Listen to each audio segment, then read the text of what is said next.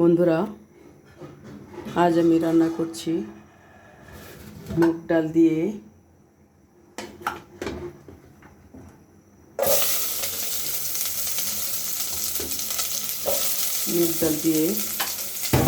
মাছের ডিম।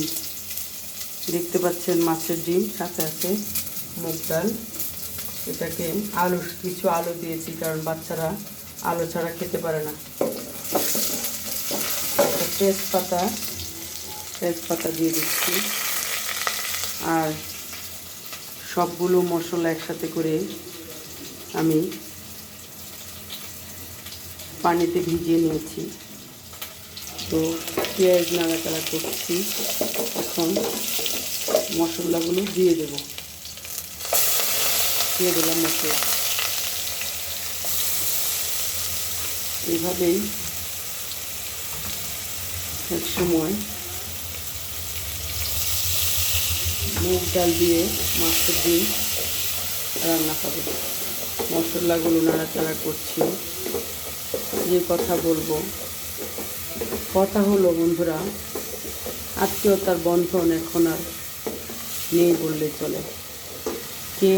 কেউ নেয় না কারো খবর, কারণ সব হয়ে গেছে যন্ত্রের মতো হয়ে গেছে। কারো অসুখেও কেউ খবর নেয় না। নিজের ভাই বোন কেউই খবর নেন। সবাই মনে হয় যেটা যন্ত্র হয়ে গেছে, কারো খবর কেউ নেয় না। কিন্তু বাহিরের মানুষ ঠিকই খবর নেয়। একটি কথা আছে, আপনের থেকে পর ভালো, পরের থেকে জঙ্গল ভালো।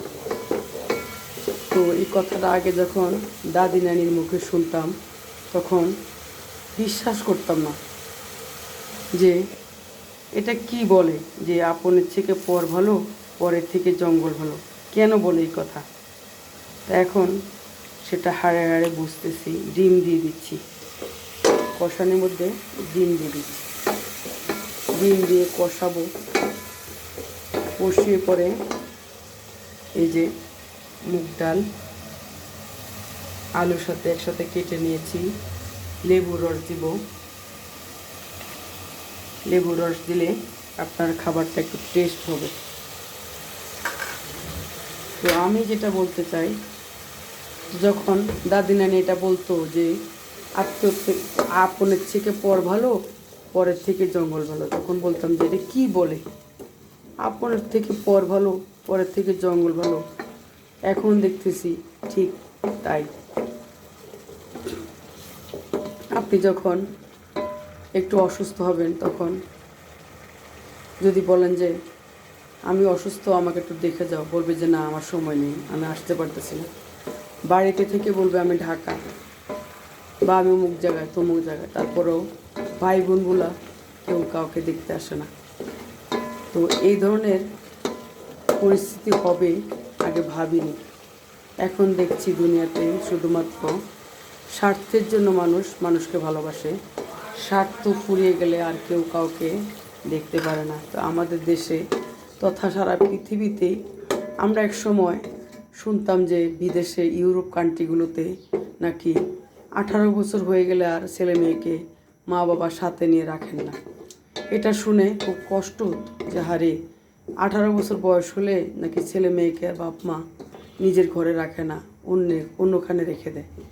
এটা এখন আমাদের দেশে নিত্যদিনের ব্যাপার। এখন আর মা বাবা কেন, কেউ কারো আপন নেই। সবাই মনে করে যে নিজে খাবো, নিজে বাঁচবো, নিজেকে ভালো রাখবো। তো রান্না হচ্ছে আমার, আগে বলেছি, এটা ছিল রুই মাছের ডিম দিয়ে আমি মুগের ডাল রান্না করছি। এই যে মুগের ডালগুলো এখন দিয়ে দেব। এই যে দিয়ে দিচ্ছি, দিয়ে দিলাম মুগের ডাল। তারপরে এখন নাড়াচাড়া করে একটু ঘুরে দেব। তো যে কথা বলছিলাম, আপনার পরিবারে কি এরকম হয় যে আত্মীয়তার খবর নেয় না, ভাই বোনের খবর নেয় না? এরকম কি আছে আপনার পরিবারে? তো আমাদের পরিবারে এটা এখন নিত্যদিনের পরিবেশ হয়ে দাঁড়িয়েছে। ভাই বোনের খবর নেয় না, বোন ভাইয়ের খবর নেয় না। এইভাবে যদি চলতে থাকে তাহলে হয়তো একদিন বাংলাদেশটাও ইউরোপ কান্ট্রিতে পরিণত হবে। সবাই ভালো থাকেন, দুপুরে সবাই খেতে চলে আসবেন। আমি খারাপ রান্না করি না, ভালোই রান্না করি। আজকে রান্না করছি রুই মাছের ডিম দিয়ে মুগের ডাল, নিশ্চয়ই ভালো হবে। আর রান্না করব একটু সামান্য খাসির মগজ রয়ে গেছে ঘরে, এটাকে একটু পেঁয়াজ দিয়ে সব মশলা দিয়ে একটু ভুনা করব। এটা হলো আপনার খাসির মজক। এই শুধু এইটুকু রান্না করব, রাতের জন্য অন্য কিছু করা হবে। এটা দুপুরের জন্য, দুপুরবেলা খাবো। তো আপনারা সবাই ভালো থাকেন, মহান আল্লাহ তাআলা আপনাদেরকে হেফাজত করুক, হেফাজতে থাকেন। আমরা বোনেরা বড্ড অসহায় ভাইদের কাছে। ভাইয়েরা কখনো বোনদেরকে নিজেদের সদস্য মনে করে না, তারা সবসময় মনে করে বোনগুলো পর, বোনরা বুঝি পর। আসলে ভাইয়ের সবচেয়ে আপন হলো বোন, এটা ভাই ভুলে যায়। যাক, সেই কথা আর বলতে নেই, মনে অনেক কষ্ট, অনেক কথাই বলতে চাই কিন্তু আর বলতে পারছি না, গলাটা ভিজে যায়। এই জন্য সবাই ভালো থাকেন বলতেছি যে ধন্যবাদ, সবাইকে শুভেচ্ছা জানাচ্ছি। শুভ দুপুরবেলা।